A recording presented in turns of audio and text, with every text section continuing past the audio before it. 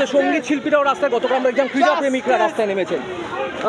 যে ঘটনা, সেই ঘটনার কি কোনো বর্ণনার ভাষা খুঁজে পাচ্ছেন? না, সেই ভাষা নেই। ইনফ্যাক্ট আমরা যারা শিল্পীরা আজকে একত্রিত হয়েছি, আমরা কোনো রাজনৈতিক পতাকার আন্ডারে এখানে একত্রিত হইনি, কিন্তু আমাদের যে কাজ, আমাদের তো শিল্প, আমরা ক্রিয়েটিভ মানুষ, ক্রিয়েটিভিটির কোনো ধার ধারতে পারছি না এই মুহূর্তে। আমরা কোনো, যদি শিল্পীদের জিজ্ঞেস করি, তারা কোনো গান লিখতে পারছে না, তারা কোনো গানে সুর দিতে পারছে না, কারণ আমাদের শহরে, আমাদের রাজ্যে এরকম একটা নারকীয় ঘটনা ঘটলো, এবং এটা আমাদের সবার মানবিক আর নৈতিক কর্তব্য যে এটার বিরুদ্ধে আমরা প্রতিবাদ করি, না হলে বিষয়টা আরও খারাপের দিকে যাবে। একটা ছোট্ট প্রশ্ন, তদন্ত প্রক্রিয়া নিয়ে এটা বিভিন্ন অভিযোগ উঠছে, সোশ্যাল প্ল্যাটফর্মে উঠছে।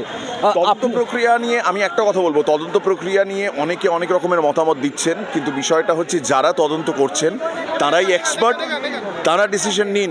আমাদের কাছে একটাই দাবি, আমরা সবাই মিলে একটাই জিনিস তুলে ধরছি, আর ধামাচাপা দেওয়া নয়, যারা দোষী তাদের শাস্তি দেওয়া হোক।